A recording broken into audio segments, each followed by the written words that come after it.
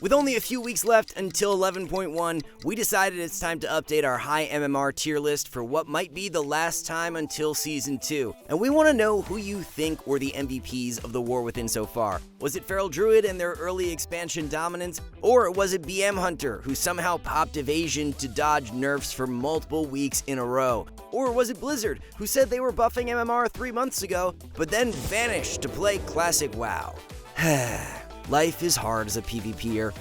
And let's be honest, PvP is super frustrating these days. Remember when knowing that you could death CC made you a good priest? These days, you need to be 100% dialed in, even at lower ratings. And there's another problem. Rank 1 streamers don't even know how good the average player actually is. They'll give obvious advice like press CDs or don't get juked, without realizing that 90% of players already do these things. Rarely will they tell you some of the actual mechanics that really work in PvP. Take interrupting, for instance. These days, it's actually bad to kick fast. Players are so good at juking that trying to be fast will probably donate a precog for free, making you look like a noob. The best players do what is called late kicking, which means using your interrupt super late into the cast. This is broken for several reasons. Number 1, people are significantly less likely to juke at the very end of their cast anyway, and number 2, by kicking late, you make your opponent waste time by fake casting over and over. Late kicking is just one of the hundreds of mechanics you can learn at skillcap.com, where we focus on teaching what can actually increase your rating.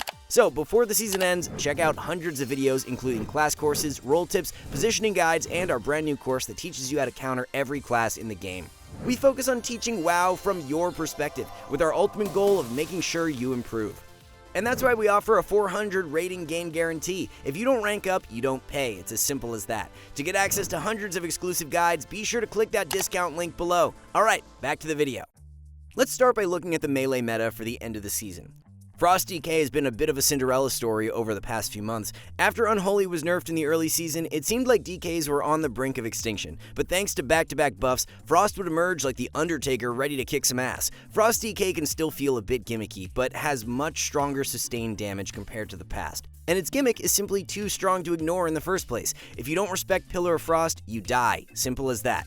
Moving on to Unholy, this was a spec we thought would maybe have a resurgence after some repeated buffs, but it still feels insanely underwhelming in solo shuffle. Its damage can be good, but only in very specific situations, when everyone is stacked on the same pixel, but more often than not, it's just a punching bag for the enemy team. Anyway, Frost should be ending the season on the A tier, while Unholy will unfortunately be one of the worst DPS in the game. Now, as far as Demon Hunter is concerned, we still think that this spec has a lot of potential. On paper, it should be good in solo shuffle. Its sustained damage is pretty good, it has a great 2-minute CD with lots of micro CC, and its defensive kit is still pretty solid. Unfortunately, it lacks just enough burst damage to make the spec feel slightly outclassed. Everything a Demon Hunter can do, an Outlaw Rogue can do better. Anyway, for now, it will be ending the season somewhere in the mid-tiers.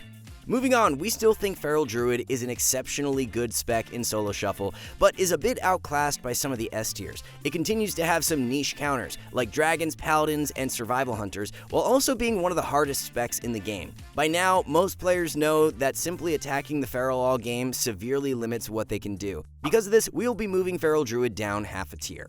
Speaking of Survival Hunters, we're sure that you've seen Big Mex chilling as the #1 rated player in the entire world. Can we conclude that Survival is broken with a sample size of 1? Of course not, but we still think that Survival is one of the better melee in the bracket. There are some situations where it can get outclassed and can even struggle with the rest of Shaman in the lobby of all things, but for the most part, Survival is either neutral or advantaged in most matchups. Anyway, we think Survival will be ending the season right below the highest tier. Moving on to Windwalker Monk, this is a spec which we've had high expectations for over and over, but has really failed to deliver, and we think we know why. While Monk has some of the best defensives in the entire bracket, it's one of those specs that really needs to capitalize on smaller burst windows while maintaining high uptime, something which is increasingly difficult in a meta where Paladins are everywhere. And after a big nerf to Touch of Karma, Monk is feeling a bit more fragile compared to the past. We still think Windwalker is good, but not good enough to reach the highest tiers. Ret Paladin, on the other hand, now this is a spec we think is crushing it across all ratings. As we've mentioned, Paladin got their 11.1 rework months before everyone else, which included massive buffs to the entire class and helped solve the crucial problem of double pally lobbies. These days, Rets are very good in melee-heavy lobbies and still very competitive in full caster lobbies too, since they're basically a ranged spec at this point. Now, before you get too excited, Paladin balance could be changing next patch with the removal of double bop and double freedom. But until then, Ret is one of the few specs we think deserves to go on the S tier for the season's end. Next up, we have Rogues, who are in an interesting place right now. Both Assassination and Outlaw are both really good, and we've even seen a bunch of Asa Rogues populating the top of the ladder recently. Not to mention that Asa is arguably the easiest Rogue spec to play, which definitely helps its effort to reward ratio. Subtlety is still the worst Rogue spec by far, and the most frustrating to play, especially with all those Paladins running around. On top of this, the spec still feels super easy to grief, and most games are won or lost based on 3 abilities, one of which is getting removed next patch. Anyway, we think that Asa and Outlaw will be finishing on the highest tiers for the end of the season, while Sub will once again be mid. Enhancement Shaman has been a bit weird, and it's always hard to interpret ladder data when there's one player with 50 different characters at high ratings. We definitely think Enhance is good, but at this point it seems players have gotten more used to it. Ascendance can still feel a bit gimmicky, and the spec can feel oppressive for some casters. The next patch is giving Enhance a bunch of sustained damage buffs, which could make it feel better depending on final numbers. Anyway, for now, we think Enhancement Shaman is somewhere in the lower end of the high tiers. That leaves Warrior as the last melee for this update. Clearly, Fury is going really well, and even though we've ragged on it in the past, it seems like the Mountain Thane buffs were actually pretty relevant, which makes Fury lucky enough to have 2 super strong hero specs. Fury Warriors are simply one of those enemies you have to respect. It seems like all their damage is high impact no matter who they're hitting, and despite getting numerous buffs this season, Arms still seems to be lagging behind, and definitely gets bullied by any Fury Warrior in the lobby. We've said this before, but whatever Warrior spec does more damage is usually better, and right now that's currently not Arms. As a result, Fury will be finishing on the S tier, with Arms finishing 1 tier lower. Now though, let's see how things have shaped up in the ranged meta over the past few weeks. Balanced Druid is a spec which seems, well, balanced, at least in solo shuffle. While Boomy has been tearing up the 3v3 ladder and dominating tournaments, that's more due to the fact that they have a robot on their team whose entire purpose is to press cheap shot. Balanced Druid is one of the most overpowered specs, but only when it's allowed to play the game, and these days most players realize that and are ready to hunt them down like the Terminator. It's really one of those specs that can feel a bit volatile and requires good game knowledge and mechanical skill to truly do well. In any case, Boomy will be finishing the season as a solid high-tier spec. Next up, we have both of our Evoker specs. We'll focus on Devastation since it's significantly more popular. Dev has seen a pretty significant shift in its damage profile over the past few seasons, and right now it doesn't feel as punchy, but still has great sustained damage and excellent utility. Devastation can easily be the bane of any melee, and can be impossible to pin down with Paladin on their team. Devastation will be finishing the season right below the highest tier, and after its nerf, we think Augmentation is back to being irrelevant. As far as Hunters are concerned, you already know that BM is one of the best specs in the entire bracket across all ratings. It doesn't take a rocket scientist to figure out that a tanky Mortal Strike pet class with insane sustained damage would be good in a bracket designed around dampening. It's sort of amazing how this spec seemed to dodge nerfs week after week. Marks, on the other hand, is a spec that we thought might have a turnaround after some fairly recent buffs, but that really hasn't happened. The spec is still pretty easy to shut down with stuns, disarms, and even pillars, of course. It's definitely the weakest Hunter spec right now, but this could change in the near future, as 11.1 is completely changing this spec, giving it brand new wall hacks to shoot through LOS. Anyway, BM is obviously still going to be in the S tier, but we're going to demote Marks back to the mid tiers for the end of the season. Mage is another class where all 3 specs have radically different power levels in the current meta. Frost is definitely the best overall, especially at higher ratings. Its damage profile is really strong these days with a good mix of instant cast and hard casted burst, while also having some of the best passive control thanks to Frostbite. Arcane is definitely strong too, but just less competitive overall. It's one of those specs which can definitely have its moments when left untouched, blasting down the entire team, but it can also be bullied much easier than Frost, while also being a bit more fragile, which overall makes it much harder to play. Now, if you're wondering why nobody plays Fire, it's because its damage is so bad that it has no choice but to try and push in for CC all game, which, as you might have guessed, is not exactly a fail-proof strategy in this day and age. Fire is just too fragile and very prone to getting bullied, making it the worst mage spec by far. Anyway, Frost will be ending the season on top, with Arcane somewhere in the mid-tiers and Fire tanking to the depths of fiery hell. Next up is Shadow Priest, which is always one of those specs that is slept on every season. We totally get it. Shadow Priest is like that character in every game that has 4 out of 5 stat points in every category.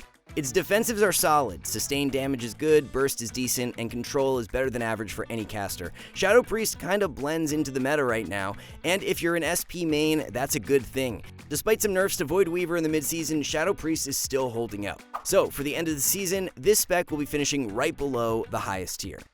Next up, we have another heavy hitter, Elemental Shaman. Ellie has gone through a few different stages of balance this season, and at one point was the most broken caster in the game. Right now, it has a unique meta advantage stemming from the fact that pet classes are pretty popular, allowing it to funnel a lot of damage with every primordial wave. Right now, it just feels like the Fury Warrior of casters. It might not have the most agency, but with enough damage and defensive utility, it is definitely capable of carrying most lobbies. Ellie will finish the season on the S tier. Our last caster to update is Warlock, who honestly have had a pretty good season across the board. Affliction narrowly takes the lead as the best Warlock spec in Solo Shuffle, slightly beating out Demo. Overall, Affliction just has more lethality, with some of the best bursts in the entire game. It fits well in almost every single lobby, and is definitely a contender for best spec of Season 1. Now, if you've watched our recent low MMR tier list, you already know that Demo is solid too, especially for players up to Rival and Duelist ratings. The ability to just passively pressure the enemy team with MS while having the best control out of any Warlock spec makes Demo a solid option for most players. Once again though, Affliction just wins out in the damage department. The only reason why Demo isn't S tier is because it lacks the agency to win games by itself. Destro is definitely the weakest Warlock spec, but it's still really competitive overall. We think it's pretty comparable to Boomkin, with both specs having a similar damage profile and a lot of potential, but being punching bags in many lobbies. Anyway, Affliction will be finishing on top this season, with both Demo and Destro trailing behind. Wrapping things up, the healer meta has developed in some interesting ways. Unfortunately, there is still a pretty big gap between the top 4 and bottom 3, with Resto Druid being one of the unfortunate healers to be lagging behind. Despite getting some healing buffs towards the end of the season, Resto Druid still seem to be lacking the output needed to keep up with damage. Without strong late-game cooldowns, Druids need to play a bit more aggressive than normal, trying to brute force their way to victory before dampening strikes. We think that the B tier is appropriate for this spec. Next up is Preservation of Ochre, who've seemed to bounce around in the high tiers all expansion. Overall, Prez is really good at handling the meta. It has the perfect healing toolkit to deal with massive AoE damage, while also being lucky enough to actually impact the game as a healer with damage and CC. Sure, it does have some unique weaknesses that can be exploited, but overall, it's widely considered to be one of the best healers at high ratings. The A+ tier seems pretty appropriate for Prez in Season 1. Up next is Monk, who probably saw the most dramatic balance shift out of any healer this season. In case you've been living under a rock, Monk is now a hybrid of its traditional caster and Fistweaver playstyle, thanks to Rushing Wind Kick, giving the spec amazing healing in any lobbies where there are a lot of nameplates all piled up. Next patch, Mistweaver might be seeing yet another playstyle shift with huge buffs to Crackling Jade Lightning damage, allowing the spec to once again play like a Sith Lord. The only thing truly gating Mistweaver at this point is the fact that it doesn't have the best late game cooldowns and is still super punished by CC. In any case, we think Mistweaver finishes in the high tiers for Season 1. Next up is Holy Paladin, and you can probably guess where they're going to finish for Season 1. Not only was Paladin one of the most popular healers this season, but it quickly became the healer most likely to hit every major rating benchmark in Solo Shuffle, including 2400. Its O5 rework solved a lot of key issues with the spec, and it's currently a massive wall of cooldowns with decent healing output, packaged into a melee wings playstyle. Now, before you get too excited, this could be changing next patch, as Blessed Hands is getting removed, and more healing is being shifted into Holy Shock. But for now, we think Holy Paladin finishes strong as the best overall healer in Solo Shuffle.